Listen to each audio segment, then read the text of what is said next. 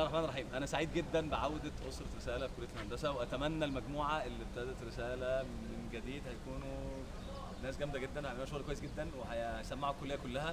وعندنا احلام كبيره ان احنا نعمل عمل تطوعي ضخم داخل وخارج الكليه.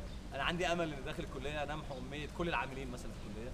عندي امل داخل الكليه ان احنا نعمل يوم معرض الكتب العالمي، ان كل الطلبه تدي كتبها للزملاء اللي بعديهم في الدفعات اللي بعديهم. وفي افكار تانية كتير جدا، ممكن نعمل حملات تنظيف للكليه، افكار لا تنتهي. بس محتاجين شباب متحمس عنده رغبه في التطوع، عنده رغبه في خدمه المجتمع، عنده رغبه في خدمه الكليه، عنده حب وانتماء للكليه دي. فاتمنى ان اللي عنده هذا الاحساس تجاه مصر، تجاه المجتمع، تجاه الكليه يشرفنا ونتقابل.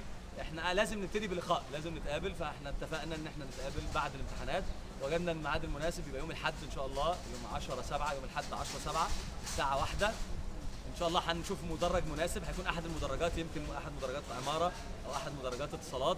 هنعلن عن المدرج في الفيسبوك ان شاء الله. بس الميعاد المهم دلوقتي حجز الميعاد يوم الاحد 10/7 الساعه 1 ظهرا. اللي هيجي يا ريت يبقى يسيب اسمه في الفيسبوك، مع او المجموعه المنظمه تحط تليفوناتها واطلبوا من الناس اللي هيجي يتصل بيكم على الارقام دي، او يبعت ايميل على ايميلز معينه انتوا هتكتبوها، بحيث نبقى عارفين متوقع كام واحد، ونقسم الاعمال علينا. مين اللي هيركز في اعمال ايجابيه جوه الكليه في محو الاميه وتنظيف الكليه، وان الطلبه تساعد بعضها بالعلم وبالكتب وبالورق وبالحلول للامتحانات وغيره.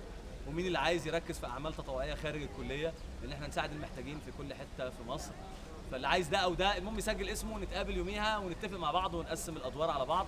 المهم انا عندي امل ان شاء الله ان احنا نعمل شغل ضخم جدا في الكليه دي وخارج الكليه. من ابناء الكليه الحقيقه، من خبرتي طول السنين دي، ابناء كليه الهندسه فيهم قدر عالي من الايجابيه وبيفكروا كويس وعندهم طاقه، ومتوقع منهم انهم يعملوا شغل ممتاز ان شاء الله.